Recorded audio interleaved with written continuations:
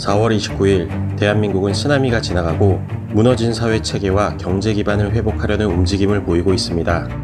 현재 한국의 신규 확진자 수는 최근 2주 동안 한 자릿수 내외로 안정화에 들어선 양상을 보이고 있고, 확산 초기 중국에 이어 2위였던 확진자 수가 이제는 240여 개의 국가 중 35위까지 내려왔습니다. 4월 27일 정세균 국무총리에 따르면 5월에는 등교 계약을 하는 게 바람직하고 또 가능하도록 만반의 준비를 기울이겠다고 밝혔습니다.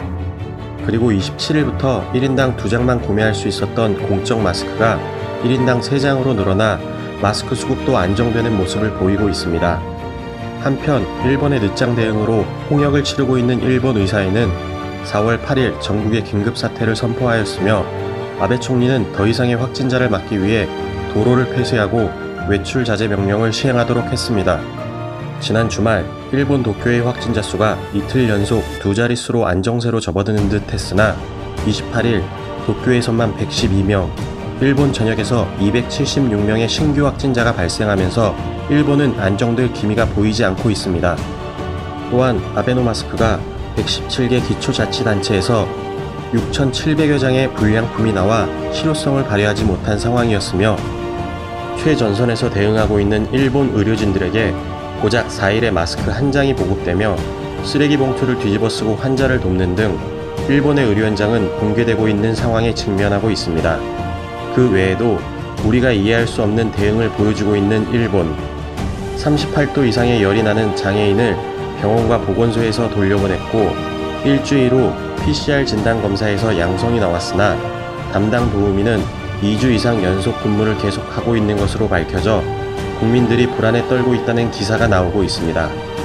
이러한 상황에서 일본 중앙정부는 한국의 마스크와 진단키트를 요청하지는 않고 있으나 일본의 지자체와 민간단체에서는 한국의 마스크와 진단장비를 지원해달라고 잇따라 요청한 것으로 확인되었습니다. 일본 아사히 신문에서는 한국이 검사키트를 일본에 지원하는 것을 검토하고 있다고 보도했지만, 한국 정부는 일본에 검사키트를 제공하는 방안을 추진하고 있지 않다라고 밝혔습니다.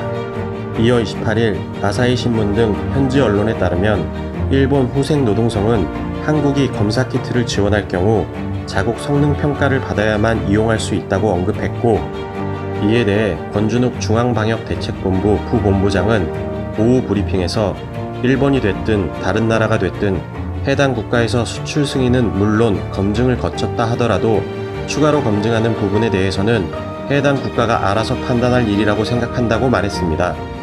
이러한 소식들을 접한 우리 국민들은 일본에 붕괴하며 지원을 절대 반대한다는 반응을 보이고 있습니다.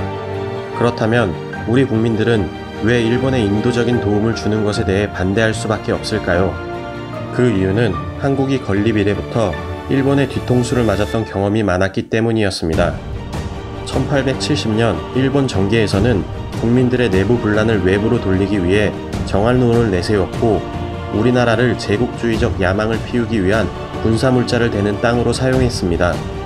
그리고 지난 35년이라는 긴 기간 동안 꽃다운 청년들을 징집해 강제징용, 위안부 등 전쟁을 위한 도구로만 사용했기에 일본에 대해 좋지 않은 감정이 있었음에도 불구하고, 그런 일본이 2011년 3월 동일본 대지진이 터지자 한국 국민들은 무려 1,000억 원에 달하는 금액 기부와 봉사를 자처했습니다.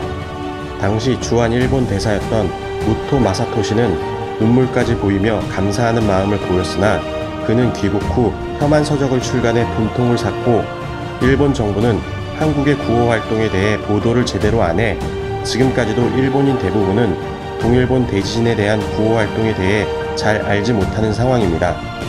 우리 대한민국 독도를 자기들 땅이라고 우기고 경제 보복이라는 아베 정부의 말도 안 되는 논리로 화이트리스트 배제 조치뿐만 아니라 막무가내식 한국인 입국 제한 조치까지 단행해 우리를 무력으로 굴복시키려 했던 일본. 사사건건 모든 일에 감정적으로 대응하는 일본의 행태에 우리 정부가 먼저 나서서 일본의 마스크와 진단키트 등을 지원하는 것은 어불성설에 가깝습니다. 한국은 일본을 영원히 등지고 외교를 단절하는 것을 바라는 것은 아닙니다. 일본 아베 정부는 진정으로 자국민을 위한다면 지금이라도 잘못된 일을 사과하고 바른 자세로 도움을 요청하는 모습을 보여야 할 것입니다. 지금까지 상암동 튜브였습니다.